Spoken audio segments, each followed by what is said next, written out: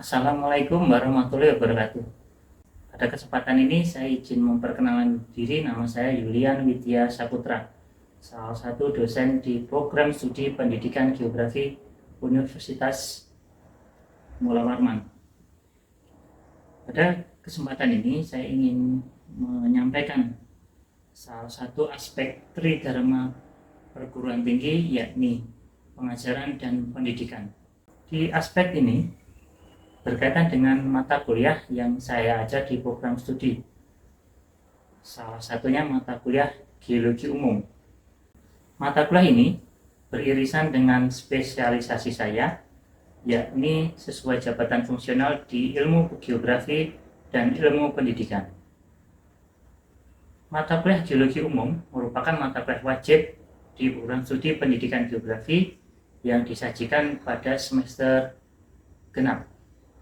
Mata kuliah ini sebesar 3 SKS dengan capaian pembelajaran lulusan terdapat dua, yakni yang pertama, mampu memformulasikan, mengolah, menganalisis data, dan menyajikan informasi geosfer baik aspek fisik maupun aspek manusia dengan menggunakan teknologi geospasial untuk pembelajaran dan penelitian geografi.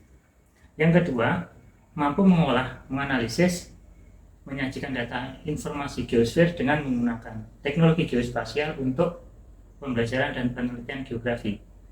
Selain capaian pembelajaran lulusan, mata kuliah ini terdiri dari 4 CPMK atau capaian pembelajaran mata kuliah khusus, yakni yang pertama menjelaskan konsep dasar dan prinsip geologi umum. Yang kedua, menganalisis proses geologi endogen dan eksogen dalam pembentukan bumi. Yang ketiga, menginterpretasikan data geologi dan aplikasinya dalam mitigasi bencana, eksplorasi sumber daya alam. Yang keempat, mengaplikasikan teknik analisis geologi, pemetaan, dan pengolahan lingkungan. Untuk selanjutnya, mata kuliah ini membekali mahasiswa program studi pendidikan geografi dalam hal pengetahuan pembentukan bumi, aspek geologi, prinsip, dan penelitian geografi. Dalam penyajian mata kuliah ini, saya menggunakan strategi DIA, yakni Delivery, Interaksi, dan Assessment. Dalam penyajiannya atau delivery, saya menggunakan PowerPoint dan media Zoom. Untuk assessment, saya menggunakan penilaian rubrik penilaian penugasan. Dan interaksi, saya menggunakan diskusi, tanya jawab, dan menggunakan model pembelajaran berbasis masalah. Untuk penilaian di mata kuliah ini saya menggunakan skema 8 yang sesuai dengan peraturan akademik Universitas Mula Warman, yaitu kuis 10%, UTS 15%, UAS 20%, studi kasus atau tugas 15%, praktikum yaitu 30%, dan terakhir afektif 10%. Selanjutnya, mari kita simak penyajian aspek tridharma perguruan tinggi, pengajaran, dan pendidikan di mata kuliah Geologi Umum. Wassalamualaikum warahmatullahi wabarakatuh. Ya, alhamdulillah, selamat pagi semuanya. Pagi, Pagi, Pak. Pak. Sehat selalu semuanya ya. Terima kasih telah bergabung di pertemuan kali ini. Sebelum memulai pertemuan, saya minta untuk berdoa terlebih dulu. Berdoa dipersilakan. Berdoa selesai. Baik. Izin Bapak share ya materi hari ini. Sudah lihat materi Bapak? Terlihat, Bapak. Pada hari ini kita akan melanjutkan pertemuan yang minggu lalu sudah membahas mengenai tektonik lempeng. Ya. Jadi pada pertemuan hari ini kita akan membahas tentang batuan beku ya, batuan beku. Di mana batuan beku ini sehari-hari sering kita jumpai ya. Apa yang di benak mahasiswa pikirkan kalau membayangkan batuan beku di sini. Mungkin ada satu yang berpendapat, silakan. Bapak, saya izin berpendapat, Bapak. Ya, silakan. Batuan beku menurut saya itu adalah jenis batuan yang terbentuk dari permukaan magma atau lava yang telah mencair. Itu, Bapak. Oke, baik. Nah, terima kasih, Deliana. Sebelum kita lanjutkan, kita akan melihat dulu CPL ya. Pada capaian lulusan di sini kita mengambil aspek ke-8, yaitu mampu memformulasikan dan menyajikan informasi geosfer, baik fisik maupun aspek manusia, dengan menggunakan teknologi geospasial untuk pembelajaran dan penelitian geografi. Jadi supaya menjadi kajian geografi menarik, kita perlu melakukan studi ya, studi objeknya adalah geosfer. Pada pertemuan ini kita akan menggunakan CPMK capaian pembelajaran kuliah, ada 3 ya. Diharapkan mampu menganalisis pembentukan batuan beku di sini nanti. Yang kedua, dan yang ketiga, CPMK 3 mengidentifikasi batuan beku berdasarkan tekstur, komposisi mineral, dan proses pembentukannya. Nah, nanti kita mencoba melihat langsung, melihat paparan materinya. Dan yang penting di sini ada CPMK yang keempat, yaitu menerapkan analisis ya, teknik analisis dalam konteks eksplorasi dan sumber daya alam dan mitigasi bencana geologi. Supaya kajiannya nanti mendalam, karena kita menyangkut aspek manusia juga di dalam kajian geografi di sini. Nah, materi apa saja yang akan kita bahas pada hari ini? Yang pertama, melanjutkan secara dalam tentang tektonik lempeng dan magma itu sendiri. Yang kedua, klasifikasi batuan beku. Lalu kita lihat bagaimana proses pembagiannya, klasifikasinya berdasarkan beberapa kriteria nanti. Kemudian siklus batuan. Kita perlu melihat beberapa siklus batuan ya. Nah, di dalam siklus batuan ini kita dapat membahas bagaimana batuan itu terbentuk dan menjadi magma kembali. Dan kemudian yang keempat, ini penamaan batuan beku. Ini penting pula karena berdasarkan ciri, tekstur, komposisi mineral, nanti kita bisa melihat nama-nama untuk memudahkan dalam hal yang kelima. Jadi penamaan ini berkaitan pula dengan pemanfaatan batuan beku nanti. Untuk sampel batuan beku sudah ada di bawah masing-masing ya dari kelompok. Ya, sudah, Pak. Ada, Bapak. Pak. Baik, terima kasih. Nanti kita akan mendiskusikannya di sini karena kita perlu mengkaji pemanfaatan batuan beku secara komprehensif ya. Jika bisa mengidentifikasi penamaannya. Fungsinya untuk apa? Itu tentu berkaitan dengan pemanfaatan sekali lagi. Karena masing-masing batuan beku memiliki nilai ekonomi yang dapat digunakan oleh manusia. Baik. Saya rasa cukup jelas di sini. Untuk selanjutnya kita melihat, nah ini. Nah, di situ ada kata kunci yaitu upwelling. Ya. Di situ muncul proses pemekaran dasar samudera. Pada pertemuan yang lalu kita sudah membahas bahwa lempeng bumi terdapat 2, yaitu lempeng samudera dan lempeng benua. Yang keduanya memiliki ciri dan karakter tersendiri. Nah, sekarang Bapak tanya di sini, mungkin di posisi gambar mana ini yang menunjukkan proses pembentukan batuan beku? Menurut saya di bagian ini Pak, magma and igneous activity. Igneous activity itu ya? Ya. Iya, Magma Pak. dan igneous activity. Itu proses penunjaman ya. Ya, terima kasih Eka. Nah, di poin situ, di gambar itu proses awal muasalnya proses pembentukan batuan beku nanti. Nah, baik, untuk selanjutnya kita perlu mengenali karakteristik magma ya. Magma sendiri itu terbagi-bagi menjadi jenis-jenisnya. Ini kelompoknya batuan andesit. Bagaimana kelompok batuan andesit? Warnanya terang atau gelap? Untuk andesit warnanya itu keabu-abuan hingga kemerahan, Bapak. Umumnya. Oh, oke, baik. Terima kasih. Coba yang lain, kelompok granit mana? Dia berwarna terang atau gelap? Gelap, Pak. Oh, gelap, baik. Terima kasih. Jadi kita cek bersama. Nah, batuan beku nanti dapat kita telusuri ya dari karakteristik magma.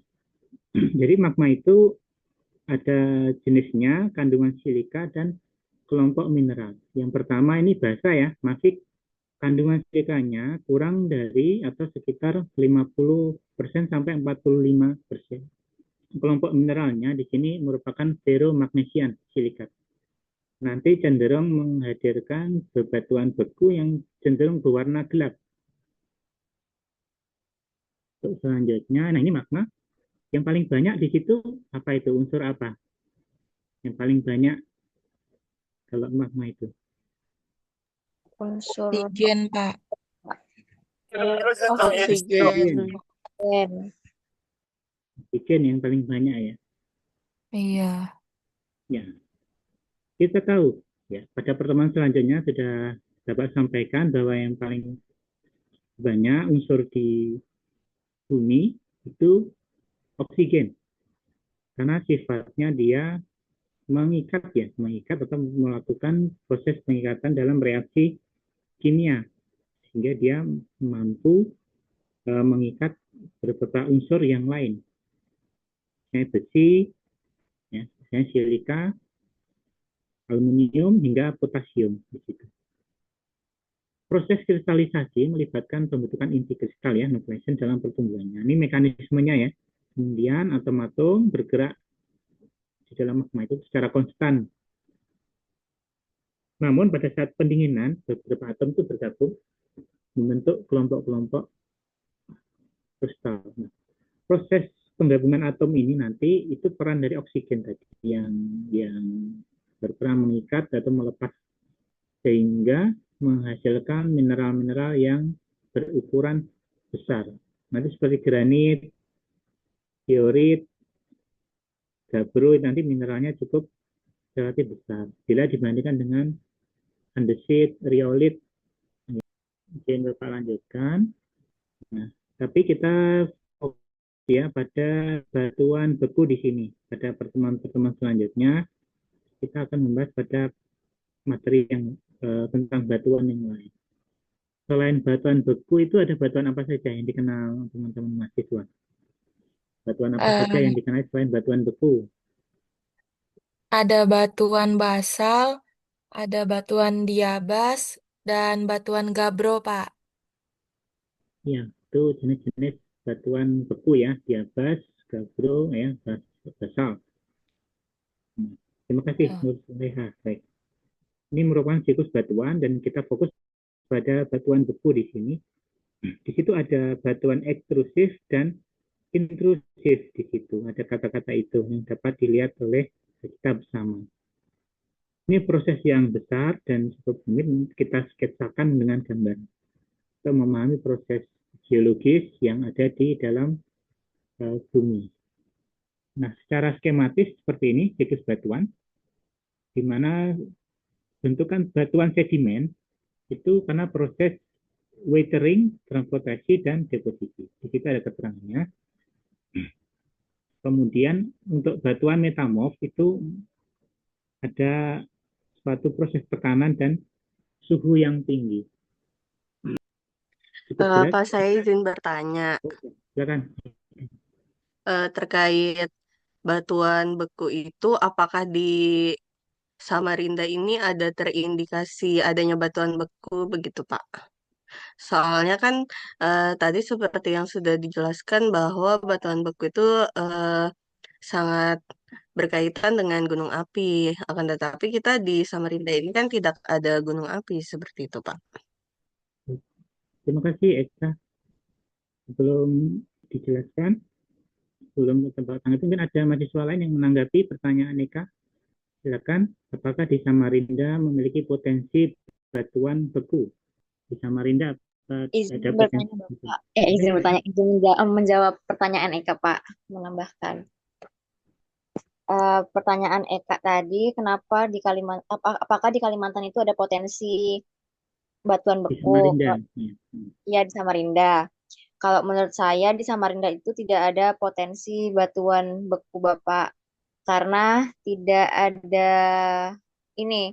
Karena secara geologis Kalimantan itu kan terdapat adanya sesar dan patahan. Jadi cenderung sudah tua atau kurang aktif sehingga aktivitas vulkanik dan pembentukan batuan yang terkait itu sudah lebih jarang terjadi, Pak. Hampir tidak ada.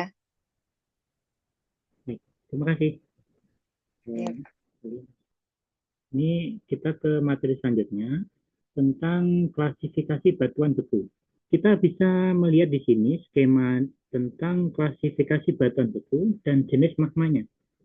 Gambar yang paling atas, keterangan yang di atas gambar itu merupakan ada tipe magma. Ada velvic, asam, intermediate, dan mafic. Kemudian ada yang paling bawah, itu warna tadi, yang kita bahas bersama Virzi tadi ya. Yang paling bawah ada gambar warna biru, darkness and specific gravity increase. Artinya makin ke kanan, makin warnanya semakin gelap, ya. Semakin hitam. Jadi batuan yang warnanya hitam, batuan beku, maka dia cenderung basah. Sedangkan yang gambar paling bawah semakin terang, dia semakin magmanya asam. Untuk tekstur, nanti dapat dilihat ya. Nanti pada saat tugas kelompok dapat dilihat ya, ada apanitik dan paneritik ya, teksturnya. Klasifikasi batuan beku. Ini ada dua ya, tadi sudah disampaikan oleh beberapa mahasiswa. Berdasarkan letak pembekuannya, ini ada batuan beku dalam ya. Itu ada gambarnya. Batuan beku dalam itu batuan yang belum sampai pada permukaan bumi.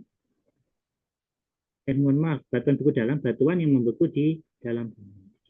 Sedangkan kebalikannya batuan beku luar yang membeku di luar bumi.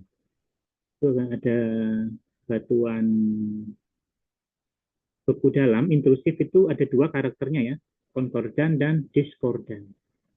Untuk lebih mudah memahaminya, konkordan itu dia memotong lapisan bumi, sedangkan diskordan dia, kita lihat teksturnya dulu. Nanti kelompok yang memiliki beberapa jenis batuan, jika kristalnya besar, itu ada lihat ya, poin B itu coarse grained granitic texture. Jika kristalnya besar, maka proses pendinginannya cepat atau lambat. Di situ disebutkan pendinginan yang lambat menghasilkan butiran Lambat kristal. ya, betul. Betul. Ya, terima kasih. Jadi jika pendinginannya lambat, maka akan menghasilkan kristal yang besar. Izin Bapak lanjutkan ya. Ini tentang penamaan batuan beku, penamaannya. Dan mahasiswa dapat melihatnya di layar. Ada komposisi magmanya, ada asam, ultra basah. Ini lebih detail kembali. Berdasarkan ukuran mineral, ada glass dan grain. Berdasarkan densitas, itu ada paling bawah ya keterangannya, ada light, kecil densitasnya, dan berat, basic gitu. Berdasarkan warna, yang makin ke kiri dia makin terang, dan semakin ke kanan dia makin gelap. Ada juga piroklastik seperti ini. Penampakannya dia berlapis-lapis, bongkahan batuan dan gelas ya disemburkan oleh kawah gunung api sebagai abu panas atau material piroklastik. Ini contoh material piroklastik Merapi ya. kalau kita lihat bersama itu ada 3 lapis, ada yang puncak, tengah itu, dan paling bawah yang bongkahan besar. Pemanfaatan batuan beku seperti ini ada beberapa macam ya, pemanfaatan batuan beku di sini. Ada pendapat lain tambahan untuk melengkapi kajian ini tentang pemanfaatan batuan beku? Izin berpendapat, Pak. Silakan. Mungkin menurut saya manfaat dari batuan beku itu yang lain lebih ke ini sih, ilmu pengetahuan. Jadi sebagai objek untuk penelitian gitu, Pak. Untuk objek penelitian dan untuk pendidikan ya. Baik. Terima kasih. Nanti dapat dilanjutkan ya, bagaimana pemanfaatan batuan beku secara lebih luas. Tadi yang Bapak sampaikan, masing-masing kan punya sampel batuan. Nanti silakan masing-masing duduk sesuai kelompoknya, mendiskusikan ya, mengklasifikasikan, menganalisis jenis, ya, zona vulkanik atau zona plutonik, menyusun laporannya dalam dokumentasi foto, deskripsi, dan pengamatan dan interpretasi geologi. Dalam presentasi kelompok nanti ada kelompok yang dapat mewakili nanti di sini. Baik, silakan didiskusikan ya. Silakan dikerjakan dulu kelompok masing-masing batuan. Jadi sudah kita sampaikan batuan granit, andesit, diorit, batu apung, sama obsidian ya. Kelompok itu. Silakan dikerjakan dulu. Baik, silakan. Saya rasa sudah selesai ya untuk diskusinya. Masing-masing kelompok dapat menyiapkan untuk disampaikan hasil diskusinya sebelum nanti dilaporkan ya pada akhir pertemuan. Mungkin kelompok 1 dulu. Kelompok 1 bisa disampaikan. Kelompok 1, kelompok andesit, bagaimana hasil diskusinya? Adian, Rizka. Baik Bapak, izin mempresentasikan hasil diskusi kelompok 1, batuan andesit. Assalamualaikum warahmatullahi wabarakatuh. Kami dari kelompok 1 akan mempresentasikan hasil diskusi kami mengenai batuan andesit. Batuan andesit adalah batuan beku vulkanik yang terbentuk dari pembekuan magma di permukaan bumi. Andesit ini memiliki tekstur avanitik hingga porfiritik dengan warna abu-abu dan dengan kandungan silika menengah. Batu ini banyak ditemukan di daerah pegunungan dengan aktivitas vulkanik yang tinggi, seperti contohnya Pegunungan Andes dan di berbagai wilayah di Indonesia. Selanjutnya, penyampaian hasil diskusi selanjutnya akan disampaikan oleh teman kami, Rifka Andina. Baik, terima kasih atas kesempatannya. Apakah suara saya terdengar? Terdengar. Ya, terdengar. Jadi, batuan andesit ini karakteristiknya itu dari pembentukannya itu terbentuk dari pembekuan magma yang keluar saat letusan gunung berapi. Untuk komposisinya ini mengandung mineral seperti plagioklas, piroksen, dan hornblende. Untuk warnanya itu pada umumnya abu-abu hingga kemerahan. Untuk teksturnya itu alpanitik, yaitu butiran halus seperti porfiritik, butiran kasar dalam massa dasar halus. Mengenai kandungan silikanya itu menengah antara 52% sampai dengan 63% dan 63%. Lalu kekerasannya itu kuat dan juga tahan terhadap cuaca. Untuk pori-porinya itu padat dan strukturnya itu pejal. Kegunaan batuan andesit yang pertama itu dapat digunakan sebagai bahan bangunan. Banyak digunakan untuk konstruksi jalan, bangunan, pondasi, dan batu alam untuk dinding, lantai, dan pagar. Lalu juga bisa sebagai bahan ornamen, dapat diolah menjadi berbagai ornamen seperti nisan kuburan, tegel, dan batu hias. Lalu untuk bahan konstruksi itu biasanya digunakan untuk agregat, batu belah, dan bahan konstruksi lainnya.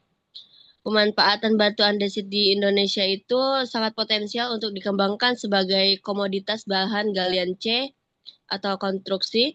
Daerah-daerah di Indonesia yang memiliki potensi andesit antara lain itu terdapat di Pulau Jawa, di daerah pegunungan seperti di Cirebon, Majalengka, dan daerah Jawa Barat lainnya. Terima kasih. Saya kembalikan ke Berliana. Untuk selanjutnya akan disampaikan oleh Yaya. Baik, sebelumnya mungkin akan saya share screen Pak, tugas kelompok kami Ya, boleh. dari kelompok Andesit. Apakah terlihat Ya. teman-teman dan Bapak, izin Pak? Terlihat juga. Itu batu dari mana itu? Batu dari mana sampelnya? Dari Ini gunung. alhamdulillah Pak dapatnya ada di apa namanya, dari kakak tingkat yang pernah ikut KKL dan juga presentasinya Pak di lab Geo. Alhamdulillah lengkap ya Pak batu-batunya. Jadi karena kami kelompok Andesit dan ketemu Pak batunya, jadi kami masukkan ke dalam presentasi kami. Ya. Ini tadi yang dipresentasikan oleh Berlin dan juga Ika Pak. Ada pertanyaan ke kelompok 1? Ada pertanyaan? Izin menambahkan Bapak, kelompok kami juga sudah ada sampel kecilnya Bapak. Bisa ditunjukkan ke kelas? Ini Bapak untuk batuan beku yang andesit Pak, yang kecil ini Pak. Oke, baik. Terima kasih kelompok 1. Nanti kita berdasarkan tekstur ya, tekstur, komposisi, warna, ya, dan proses pembentukannya. Karena ini bernilai ekonomi ya, maka di dalam beberapa kasus ya, batuan beku itu banyak ditambang dan banyak diperlukan untuk bahan bangunan.